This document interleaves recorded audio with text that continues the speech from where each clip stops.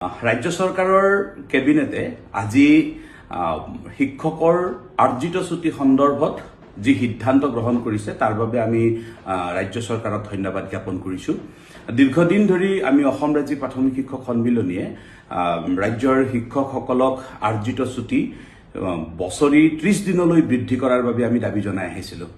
দীৰ্ঘদিনীয়া দাবীৰ ফলত ৰাজ্য চৰকাৰে যদিওবা 30 দিনৰ দাবী এতিয়ালৈকে মানি লোৱা নাই, তথাপিও 10 দিনৰ পৰিৱৰ্তে 15 দিনলৈ বৃদ্ধিৰ যি সিদ্ধান্ত গ্ৰহণ কৰিছে সেয়া নিশ্চিতভাৱে আদৰণীয়। কিন্তু এই কথাও আমি লগতে স্পষ্ট কৰি থওঁ যে যেতিয়ালৈকে ৰাজ্যৰ অন্যান্য কৰ্মচাৰীসকলৰ দৰে বছৰি 30 দিনৰ আৰ্জিত ছুটি শিক্ষকসকলৰ মাজলৈকে চৰকাৰে উপহাৰ নিদিব, তেতিয়ালৈকে আমাৰ এই দাবীত আমি অটল হৈ থাকিম। আৰু এই কথাটোও আমি অৱগত কৰোঁ যে যিহেতু ভেকেশ্যন ডিপাৰ্টমেণ্টৰ গইনালৈ শিক্ষকসকলক এই আৰ্জিত ছুটিৰ পৰা বঞ্চিত কৰা হৈছে, গতিকে ভেকেশ্যন ডিপাৰ্টমেণ্টৰ এই সকল শিক্ষক শিক্ষয়িত্ৰীক যাতে গৰমৰ বন্ধৰ সময়ত 30 দিন পৰ্যন্ত আৰ্ণ লিভ নিদিয়ালৈকে ব্যৱহাৰ কৰিবলৈ প্ৰয়াস নকৰে, তাৰ কাৰণেও আমি ৰাজ্য চৰকাৰৰ শিক্ষা বিভাগক অনুৰোধ জনাইছো।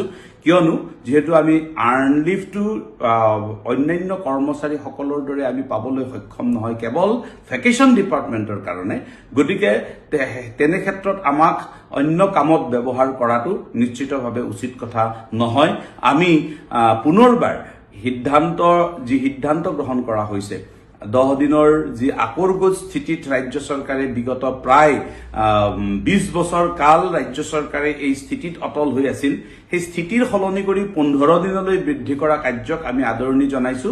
লগতে 30 দিনৰ আৰ্জিত ছুটিৰ বাবে আমি যি দাবী, সেই দাবীত অটল থাকিবলৈ দৃঢ় প্ৰতিজ্ঞ হৈছো।